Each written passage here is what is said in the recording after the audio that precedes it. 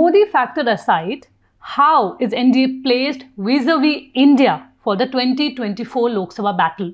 This is the question that we have taken up for analysis in today's Polygraph. Welcome to The Print. We have with us our political editor D.K. Singh.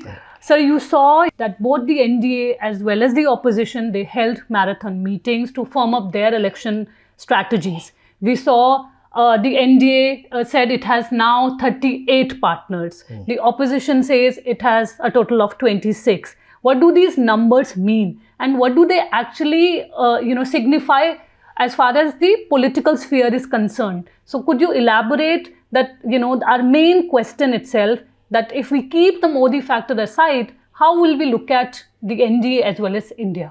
There are two ways of looking at this huge gathering of 38 parties. One, it does show some kind of anxiety in the BJP. Where it's not very sure, because in 2014 you got 282, 2019 you got 303. Clear majority. Clear majority. But now it has been 10 years. It will be 10 years when you'll be facing the electorate. Anti-incumbency will be there. So BJP, as we know, BJP does not leave anything to chance. So it is trying to rebuild the NDA. So one is the electoral strategy, another is optics. Why I'm saying optics is because, there is this general perception building up that so many allies have left the BJP. About 24 parties quit the NDA since 2014. That the BJP doesn't treat them very well.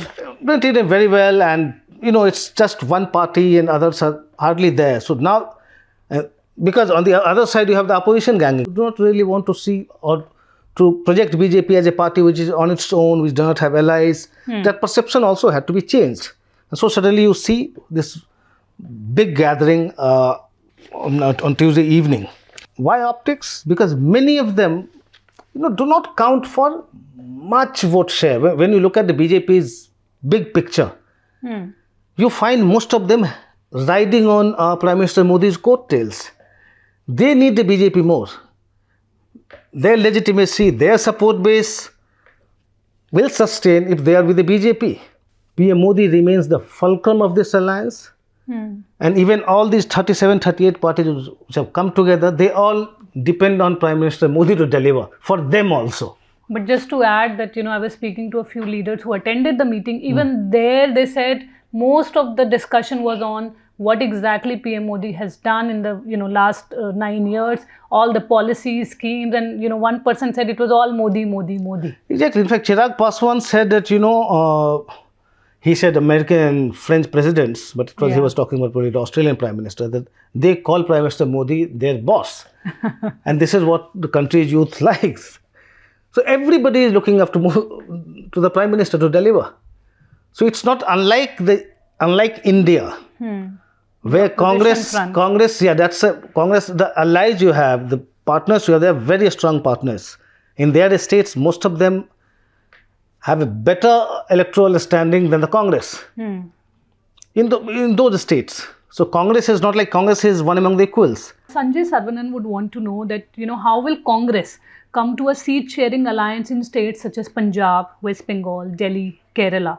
Because, in all these states, they are in opposition with that particular party. If you remember, PM Modi also talked about the fact that, in Kerala, for instance, the left and the Congress are baying for each other's blood. And now they are coming together in the opposition. So how exactly is that going to work in, let's say, West Bengal again? So how is the seat alliance going to That's what they are trying to evade. In fact, at the opposition parties meeting also, I think it was Sitaram Yechury who raised this point that, first you should discuss seat sharing. So they first want to project that we are together, and the most contentious part they will come to later, and they are talking about 11-member coordination committee. But the bigger issues remain. That how will you reconcile your differences with your arch rivals? So how will they sort it out? And Congress is actually getting itself on a twister when it comes to these issues. Because within the party, in Delhi, Punjab, even West Bengal, leaders are very upset with this arrangement. That we are going for Lok Sabha tie-up, but what happens to us? Because it's about their survival in the long term. Everybody did not have a stake in the Lok Sabha election, all these leaders. It's something like, what Indira Gandhi did in Tamil Nadu. If you recall, after 1969 split, in the Congress, DMK had supported the Indira Gandhi government. And then 71 election, when you had simultaneous assembly and Lok Sabha polls, first DMK was willing to offer, then Indira Gandhi faction of the Congress, that is Congress R, went in an alliance with the DMK. So DMK's offer was that we will give you 5-6 Lok Sabha seats and 25-30 assembly seats. Indira Gandhi didn't agree. Then they revised the offer, fine, we will give you 10 Lok Sabha seats, including one in Puducherry, and no assembly seats. Indira Gandhi agreed. She instructed the state party bosses to actually go ahead with this kind of arrangement where Congress R would not be contesting the assembly election at all. And see what has happened. And of course, Indira gained. After I think in that 71 election, Congress won 9 Lok Sabha seats from Tamil Nadu. It gained, so it was good for Indira Gandhi as the Prime Minister here. But for the party which did not contest the assembly election, and just imagine, from 1947 to 67, Congress was the ruling party in the state. Next assembly election, you don't contest at all because you want to secure the Delhi seat. So what the Congress is doing now, say in Punjab or in Delhi or in West Bengal, or is trying to do now, somehow reminds you of that experiment in Tamil Nadu, because Congress never came back to power on its own in Tamil Nadu after that. Congress was finished. 50 years later, you see the same thing being repeated at a much larger scale because you want something at the center. Sanjay has another question which is linked to his previous one. He's saying, how would the campaign proceed when all these years, their basic agenda of these regional parties has been to remove Congress? That's what we need to see, because, as it is, it looks like the common minimum program of India, of this new alliance, is to oust Modi. Is that a vision you will go to the people with? Because within India, within that alliance, you have inherent contradictions, ideological, political. You have conflicting ambitions here. Just because you have come together and you are asking the people to oust Modi, will you be able to convince them why and how and what is your alternative vision? What is your alternative agenda? I'm sure they'll be framing something. You will have some agenda coming. But the larger picture, what they are trying to give is, Rahul Gandhi's idea of India theme. He has been harping on it. Everywhere he talks about the same thing. And this entire naming of this acronym, India for this alliance, actually reflects Rahul Gandhi's view. So that will be the ideological agenda. So what you are saying, again, you want voters to decide between what you say, an ideology of hatred and an ideology of love. Love, yes. This is a larger frame you are trying to, larger discourse you are trying to basically frame. Will that work? And just because you say that, okay, we are together to oust Modi or to dislodge Modi from power, is that your alternative vision for the country? Will that work? Let's see. A. Sharma also wants to know, and he's a comment also, he's saying at national level, Modi factor remains. Opposition doesn't have a leader like Modi. So how is it going to help? How are they going to sort of talk about who their leader is going to be, or at least in their campaign, what are they going to talk about? That's the thing. See, these parties are thinking that, no, you really have to come together and you have to give an alternative, in the sense, their idea is in 2004, there was no prime ministerial candidate of the opposition. Of course, UPA was a post-poll formation, but before that, there were alliances at the state level. So, Sonia Gandhi was not Vajpayee's, a rival that way. She did not have that kind of mass base. So, it was again question of Vajpayee versus who, and still the Congress won. Won in the sense, Congress managed to form the government with the allies, and Vajpayee government was dislodged. Opposition camp seems to be thinking that it can be done all over again. But things have moved. What you have seen is, when you talk to people, when we go to villages, when you talk with other people, the question there is, like, when you start asking questions about the performance of the government, this is not happening, that is not happening, their thing is that's all fine, but if not Modi, who? So you may not be ready to accept this question, Modi versus who. You don't see that as a question. But people on the ground have this question in mind. And that's where I think opposition is somehow missing the trick. But the fact is, the opposition cannot come to an agreement on that. You talk about the prime ministerial candidate, and this entire India concept will disintegrate. Another question is on the freebies.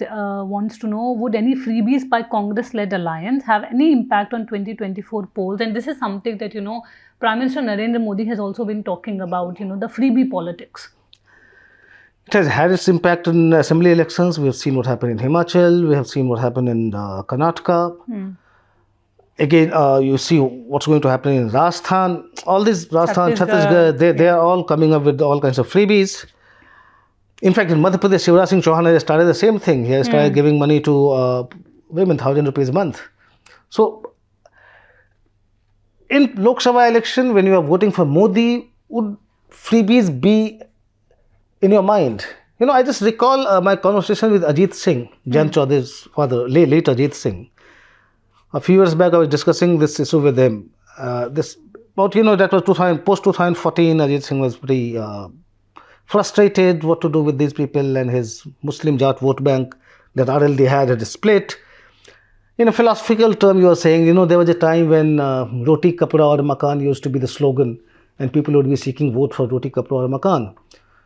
Voters have changed now. They have become very transactional. That was his view. So now if you give them roti, they'll be, okay, next election you go to them, they ask, what now? We want vegetables with roti. So in that election you promise vegetables, you deliver to them. Next time you go and they say, what next? We have already got roti and vegetables. What about some non-veg? What about some more protein items? Yeah. And then you deliver that. Again, that's enough for that election. Demand. Next election you go, they ask, what more? So that transactional thing, will that happen again? We don't know. But freebies, as we see, at least they are having an impact on assembly election. And we talk to BJP leaders also. They are concerned about this.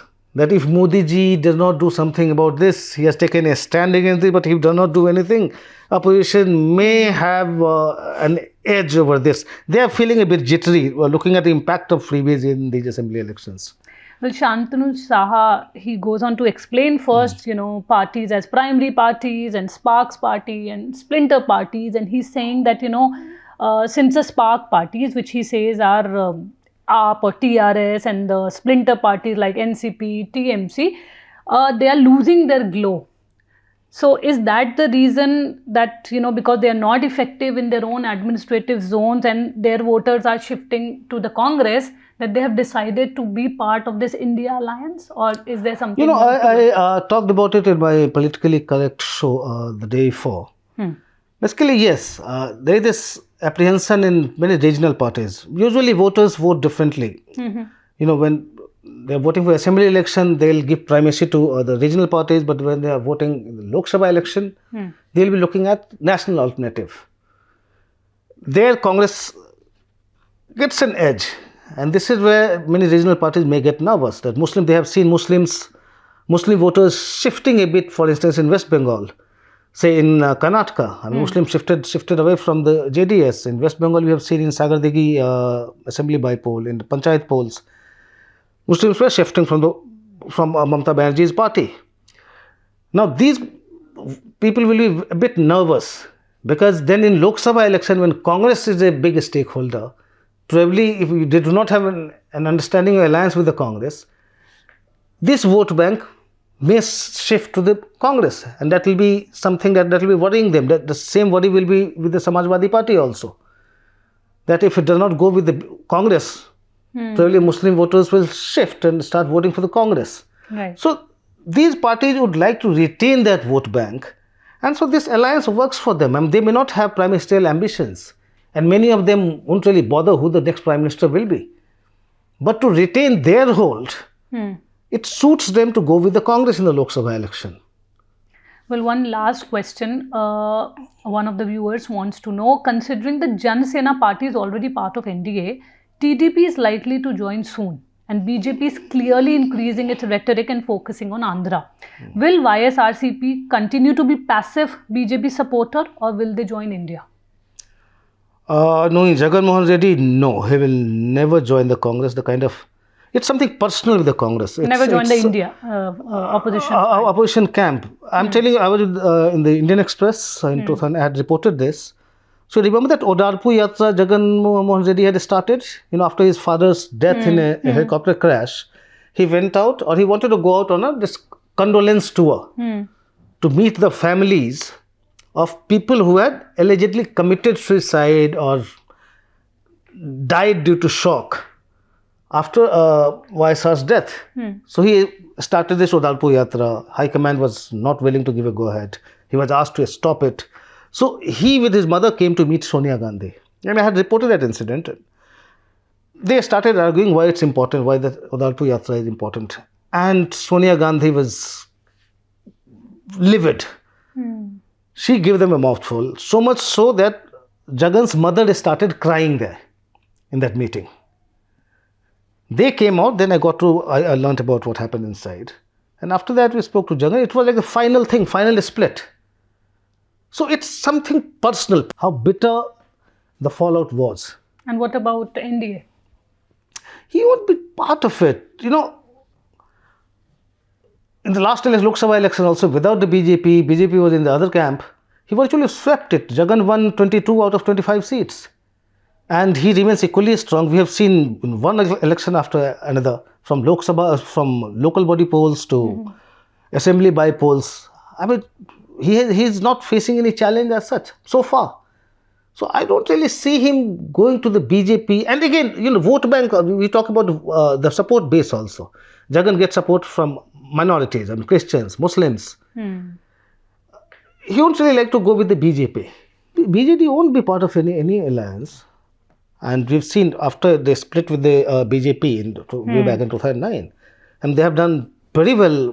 BJP has done very, very well on its own. BJP did face a challenge from the BJP in the last Lok Sabha election when BJP managed to get 8 out of 21 seats. But after that, Naveen Patnaik has done a lot of damage control, and he has, as I'm being told, he has regained his ground now. So he is in total control. I don't really see him having any tie-up with any of the formation. Well, thank you so much for your time, Thanks, sir. Neela. Thank you so much, and do join us next week.